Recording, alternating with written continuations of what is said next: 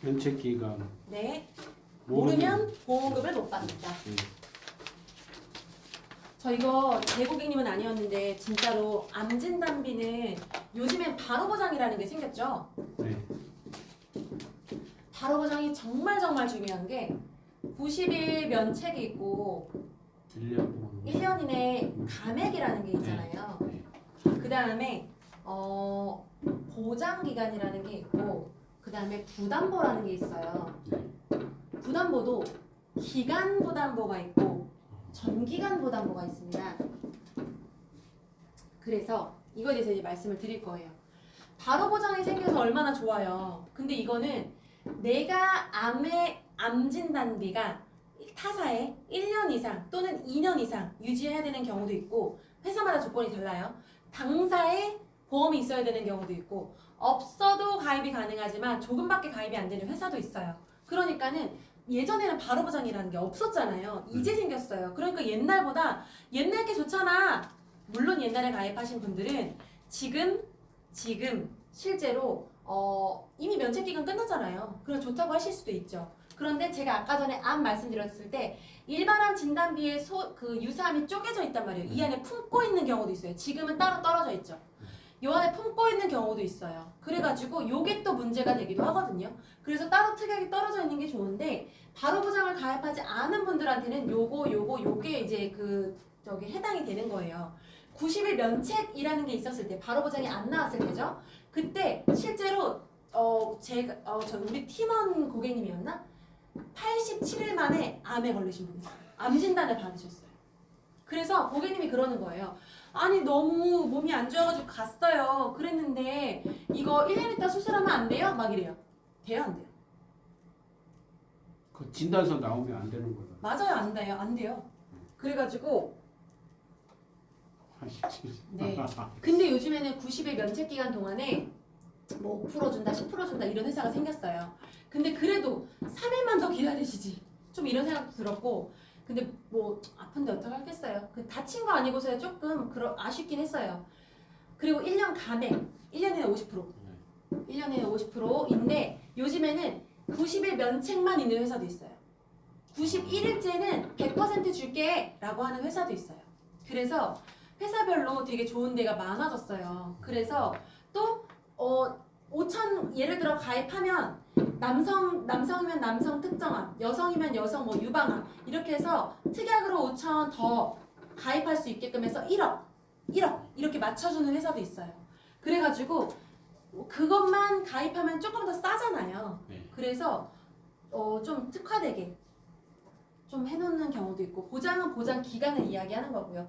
요즘에는 30년 납 100세 만기 많이 해요. 왜냐면 납입 면제 특약 때문에. 예전에는 빨리 내고 그냥 100세까지 보장 받았어요. 90세나 80세까지. 그런데 요즘엔 납입 면제라는 걸 넣고서 이제 길게 가져가는 추세예요. 그런데 사실은 20년 납이랑 30년 납 있잖아요. 그럼 30년 납이 총량은 더 많다고 해요. 실제로. 그래서 조금 내는 걸 계산기 두들겨 보시는 분들은 20년 납이 비싸도 좋은 거를 알아요. 총 납입보험료가 20년 납이 네. 더 적어요. 네. 전체적으로 따졌을 때. 근데 한 달로 따졌을 때는 20년짜리가 예, 더 많이. 맞아요. 근데 이건 17만 원이고 이건 12만 원이에요. 누가 봐도 12만 원짜리가 좋은 건 알겠어. 조금 내는 건 알겠어. 그런데 내가 지금 낼 수 있는 건 12만 원 상황이야. 아니죠. 이게 17만 원이고 이게 12만 원이어죠. 네. 그렇게 돼요. 그러면 이 보험은요. 가입하는 것도 중요하지만 정말 중요한 건 유지하는 거예요. 유지를 못하면 보험 가입하는 의미가 없어요. 설계사한테도 안 좋지만 사실 설계사를 떠나서 고객님이 보장 받으려고 드는 거지 설계사 좋은 일 시켜주려고 드는 거 아니잖아요. 하다 보니까 아무리 조금 내더라도 유지를 내가 못하겠다 하면은 20년 납에서 보험료를 줄이던가 아니면 난 보장이 너무 마음에 들어 17만 원짜리가 마음에 들어 그럼 30년 납으로 기간을 늘리던가 이렇게 하셔야 돼요. 그렇게 하는 게 제일 합리적이에요.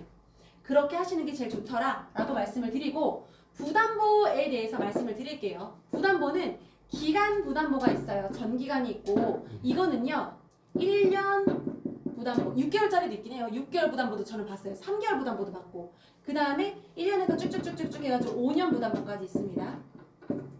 전기간은요 말 그대로 평생 부담보라는 거예요. 여기까지는 아시죠?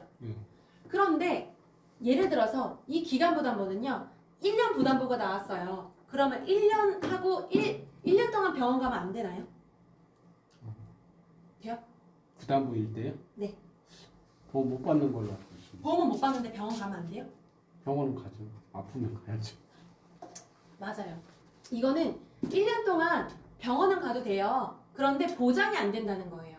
이 1년 동안만, 1년 기간 동안만. 그런데요, 전기간은요, 병원을 가면 네. 만약에 부담부 기간이 6개월 안에 뭐 병이 있어요. 근데 이제 6개월 그러니까 1년 지나서 그 이후부터는 보장이 된다는 얘기예요. 네. 아, 이거는요. 그런데요, 이 전기간에서 달라져요. 아프면 병원 가야죠. 이러셨잖아요. 네. 전기간은요, 전기간에 풀 수 있는 게 있어요. 전기간에 풀 수 있는 거는 내가 그 질병으로 5년 동안 병원에 안 간 거를 내가 증빙을 하면 이 전기간 부담부를 풀어줘요. 아, 5년. 내가 풀어야 돼요. 내가. 근데 이거는 기간만 지나면 시간만 지나면 가입하고 시간만 지나면 자동으로 풀려요. 부담부가 끝났습니다 하고 안내 문자가 와요. 5년 저거 전기간은 내가 안 통지를 해야 한다. 네. 그런데 예를 들어 팀장님이 그랬잖아요. 방금. 아프면 가야죠. 가도 돼요. 가도 되는데 가고 치료가 끝난 날부터 또 5년. 치료 끝난 날부터 또 5년. 그러니까 이거를 제일 어려운 게 뭔지 아세요? 척추측만증, 디스크. 제가 있었던 원수사에서는 한 번만 5년 이내에 한두 번만 물리치료 허리 척추로 등 말고요. 척추로 한두 번만 교통사고 나면 어디 아프다 그래요? 허리 아프고. 허리 아프다고 척추 아프다고 하잖아요. 척추가 한두 번만 물리치료해도 전기간 부담보가 나왔어요.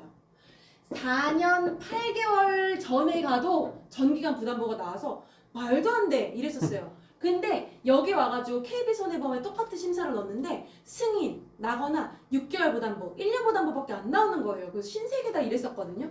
근데 어쨌든 이렇게 회사마다 부담보의 기준이 다 다르긴 해요. 그렇기는 한데 어쨌든 전기간 부담보가 나오는데 이 척추가 제일 허리 디스크가 제일 어려워요. 제일 어려워. 정말 어려워요.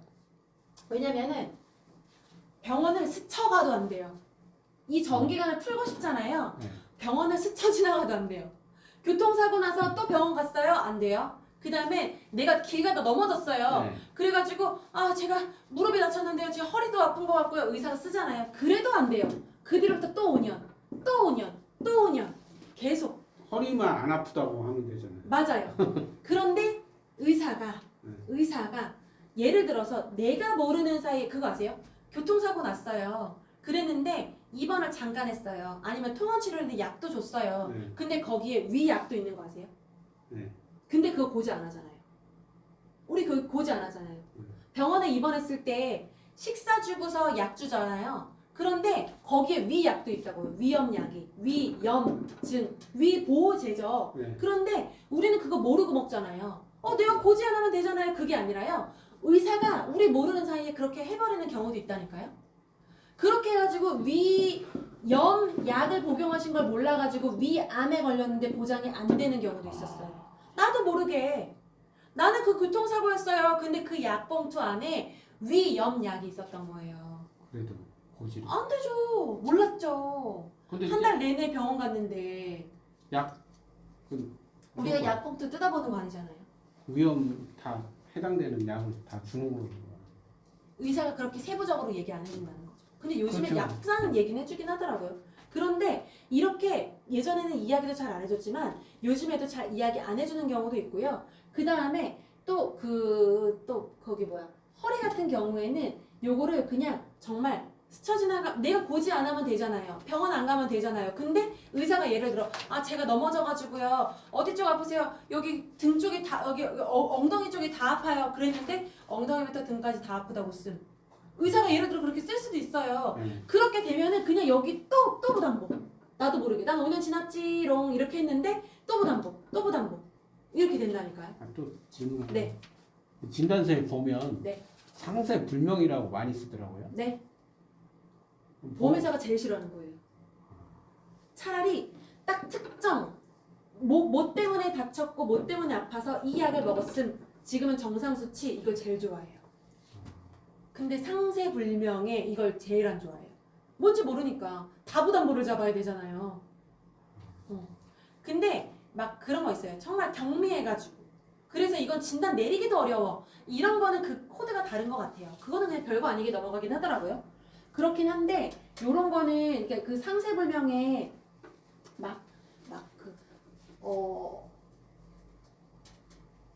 저기 뭐냐 뇌 쪽 같은 경우에 뇌출혈을 동반하지 않은 뇌졸중이 뇌혈관 범위에 보장이 되는 게 있었어요. 뇌졸중도 아니요, 뇌출혈도 아니요. 그게 뇌혈관이어야지만 보장이 되는 담보가 있거든요. 근데 그게 I64 코드예요. 그런데 그거는 예전에는 뇌졸중이 아니라고 했어요. 근데 뇌졸중에서 보장이 당연히 안 됐어요. 그랬는데 그거를 병원에서 제일 의사가 많이 진단 내려주는 코드였어요.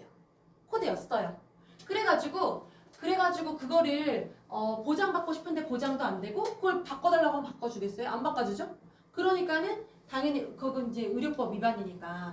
그러니까 나도 모르는 사이에 나는 아파 죽겠어가지고 다쳐서 갔는데 그렇게 나도 모르는 사이에 의사가 그런 코드를 내버리거나 아니면 다른 거를 이제 나는 뇌졸중이래라고 했는데 뇌졸중 막 거기 제 고객님이 예를 들어서 고객님이 저 뇌졸중이래요. 헉, 그러셨어요? 저 뇌졸중 진단비 있어요?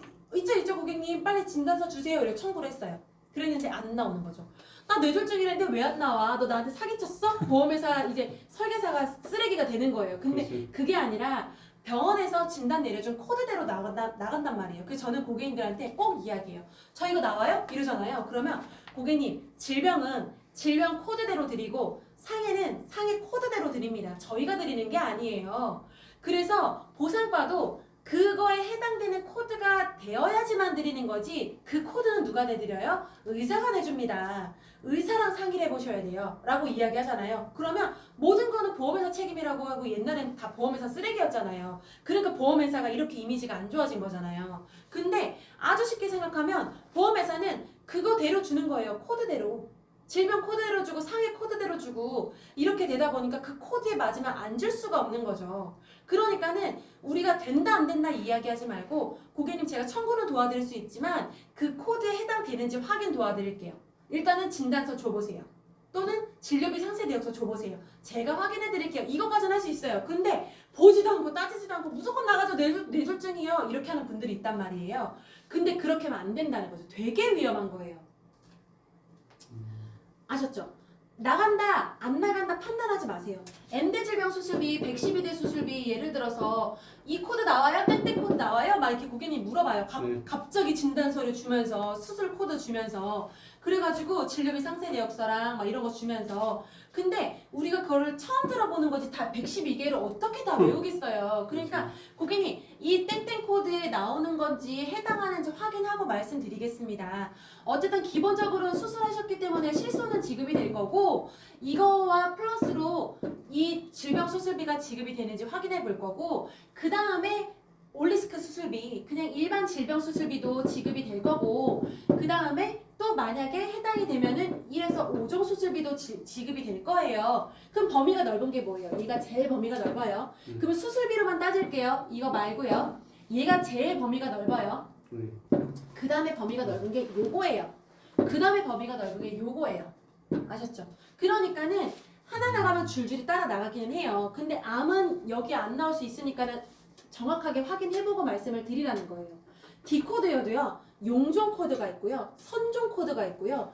암 코드가 있어요. 유사암도 D코드예요. 그러니까 근데 갑상선암은 C코드긴 해요. 그런데 어쨌든 그렇게 코드별로 지급이 된단 말이에요. 그러니까는 이거 왜 안 나가지? 막 이렇게 하면서 막 우리가 모르는 것처럼 너무 하면 고객님이 더 당황하겠죠. 전문가라고 해가지고 했는데 이거 왜 안 나가지? 이러지 말라는 거죠. 우리가 판단하지 말라는 거죠. 우리 마음대로 할 수 있는 게 아니다 보니까. 그래서 이제 그거를 말씀을 드렸고요. 사망 원인도 좀 중요하긴 한데 이거 사망 담보 때문인 건데요. 사망의 1에서 9세는요. 암이 되게 높다고 해요. 1위에요. 1위 그냥. 예? 이래. 한국인의 사망 원인. 사망원이요? 질병이죠. 암. 연령대별로 달라요. 자살도 있긴 있는데. 예, 맞아요. 네.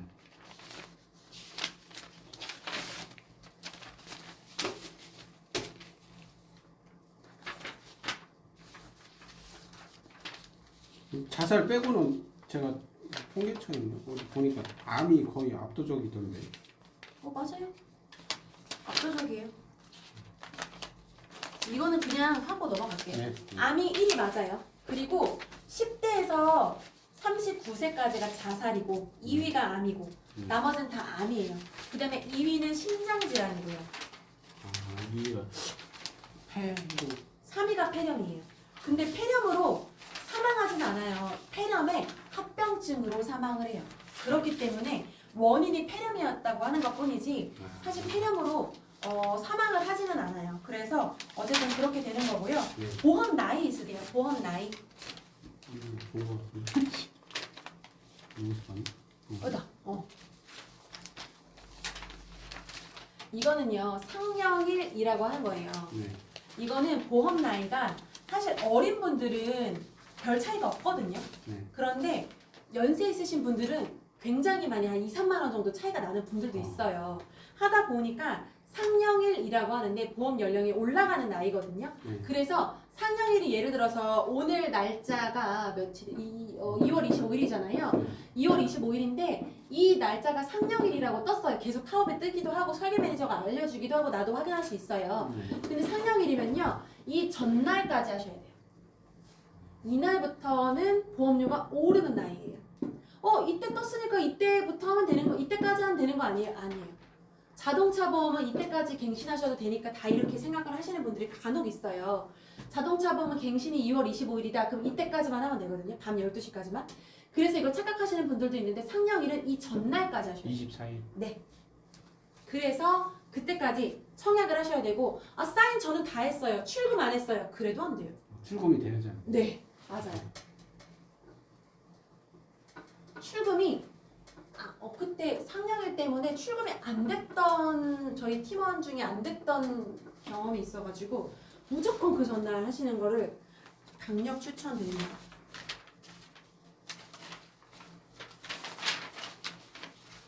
이게 암 치료비 같은 경우에는 진짜 고액 치료비가 많아졌다고 말씀드렸죠.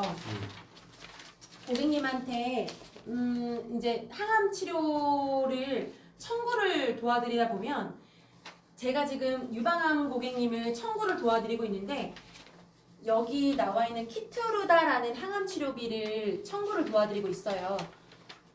신약도 치료비가 없으면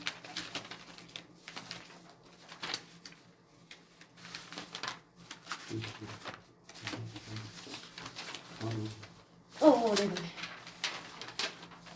비급여 치료가 정말 많아서 그렇거든요. 비급여 치료가 정말 많아서 그러는데 로봇 수술이 제가 어저께 왜 비급여인지 말씀을 드렸잖아요. 네. 비쌀 수밖에 없는 수술이다라고 말씀을 드렸는데 항암 치료도 그러면은 로봇 수술도 실손 의료비 있으면 되잖아요. 항암 치료비도 거기 실손 의료비 있으면 되잖아요. 맞긴 맞죠. 실손 의료비 있으면 되죠. 그런데 이 항암제가요. 일단은 첫 번째 통원으로 많이 이용을 해요. 고객님도 실제로 통원을 하고 있으시고요. 그 다음에 여기 유방암 치료 중에 키트루다라는 그거를 거기 유방암을 지금 치료 중이신데 1, 2주에 이제 몇백만 원씩 나와요. 한 제 고객님이 1주 매일 갔다가 또 조금 쉬고 매일 갔다가 또 쉬고 이렇게 하더라고요. 일상생활을 하세요? 못하죠. 네. 그래가지고 이제 이거를 항암 치료를 하고 있으신데 되게 체력이 많이 소진이 된대요. 그래서 제가 청구를 도와드리면 그 2개월치 한 달 반 정도씩 저한테 주시거든요. 근데 500만 원 정도씩 들어가요. 실제로. 그래서 그거를 꼭 청구를 꼬박꼬박 저한테 요청을 하시는데 진짜 해드릴 수밖에 없게 이만큼씩 파일로 주시는데도 이만큼씩 있어요. 진짜 뽑아보면 프린트해서 청구를 하면 그렇게 많아요. 그래가지고 키트로다가 다 이제 근데 이제 고객님이 그랬어요. 이 키트로다가 비급여 항암이라고 하더라고요. 이러면서 이거를 제가 정말 미리 항암 치료를 가입을 했다면 이렇게 본인은 한 번도 아픈 적이 없대요. 그죠? 당연히 아픈 적이 없지. 50대 넘어가가지고 40대 넘어가가지고 보험 통계가 되게 중요하다 그랬잖아요. 암에 걸리는 확률이요. 40세부터 75세까지가 제일 높다고 해요. 근데 이 고객님이 몇 살이셨더라? 51세인가 그랬어요. 51세인가 그랬어요. 그러니까 고객님은 저는요 한 번도 아픈 적도 없고요. 다친 적도 없고요. 계속 그러시는 거예요. 그 실비도 없었대요. 그죠? 왜 실비가 없으셨어요? 이랬어요. 근데 본인이 어쨌든 제 거 이제 유튜브를 보고 저한테 문의를 주셔가지고 가입을 하는 시점이었는데 고객님이 이제 실비만 가입하고 싶다고 하셨는데 아니다 고객님 그렇게는 가입이 어렵고 이렇게 하면서 상해나 아니면은 암보험이라도 여성분이시다 보니까 이렇게 있으셨으면 좋겠다 하고서 이제 이야기를 했었던 건데 진짜 가입을 하시고 나서 한 달 있다가 바로 건강검진을 가신대요. 건강검진 가도 되나요? 가도 되죠. 실비 가입하셨으니까 가셔도 돼요 라고 말씀을 드렸어요. 제가 설득을 했는데 고객님이 상해만 가입하셨거든요. 암을 안 하시고. 그래서 뭐 실비 가입하셨고 그 다음에 감액 면책 없고 상해는 그러니까 가셔도 돼요 했는데 또 2주 정도 있다가 유방에서 그 조직검사 혹이 나와가지고 조직검사 해야 된다고 하는데 가도 되나요? 뭐 안 가도 되는 이유는 없다. 그래서 가셔도 돼요. 진짜 가입 전에 병원 간 적이 없다면 했어요. 근데 진짜 병원 간 적이 없었던 거예요. 손해사정사 떴어요. 실비를 바로 청구했으니까. 너무 치료비가 많이 나와서 청구했으니까. 근데 진짜 병원 가신 적이 없긴 했어요. 그랬는데 조직검사 했는데 암이 나온 거예요. 암이 나와가지고 유방암이 나와서 저한테 진짜 본부장님 말씀 들을 걸 그랬다고. 그렇게 하면서 제가 그런데 고객님께 이야기를 안 했겠냐고요. 통계로 말씀드렸고 그랬는데 이 보험은 누가 가입해요? 본인이 가입하는 거예요. 그리고 본인이 니즈가 있어야 유지도 할 수 있는 거고 한 번도 아픈 적이 없다고 하셨던 본인이 스스로가 믿었던 거죠. 저는 통계를 믿었던 거고 그랬는데 어쨌든 실제로 가족병력도 없대요. 아픈 적도 없대요. 근데 그랬는데 본인이 떡하니 걸린 거예요. 우연히 걸릴 확률이 더 높다고 하잖아요. 암은 유퀴즈에 나왔어요. 유퀴즈에서 암에 걸릴 확률은 유전력으로 걸릴 확률은 15% 정도밖에 안 된대요. 별로 안 되네. 그래서 유재석이 똑같이 얘기해요. 별로 안 되네요. 이렇게 얘기해요. 그런데 우연히 걸릴 확률 있잖아요. 환경적으로 걸릴 확률이 85%라고 해요. 그러니까는 이 100%가 채워지기 위해서는 우연히 환경적으로 걸릴 확률이 훨씬 높다는 거예요. 그러니까 우연히 이 통계가 괜히 나온 게 아니라는 거죠. 그래서 고객님들한테 통계로 이야기를 해드리고 이렇게 사례로 이야기를 해드리고 이렇게 해드리잖아요. 그러면 고객님들이 정말 니즈가 생겨요. 고객님 암보험은요 필요합니다. 더 알죠. 그런데 고객님 하셔야 돼요. 암보험 없으시잖아요. 라고 하는 것보다 고객님 통계가 이렇습니다. 고객님이 40이 넘으셨고 그 다음에 75세 이내이시고 그 다음에 여성분들은 또 유방암, 자궁암 걸릴 확률이 높고 여자분들은 유방암이 실제로 1위예요. 남자분들은 폐암이 1위고 그래가지고 이 통계를 봤을 때 고객님은 암에 걸릴 확률 그 다음에 항암 치료를 할 확률 또는 수술을 할 확률이 높습니다. 네. 만약에 이제 니즈 확률로 해서 네. 통계가 중요하다고 하셨잖아요. 네.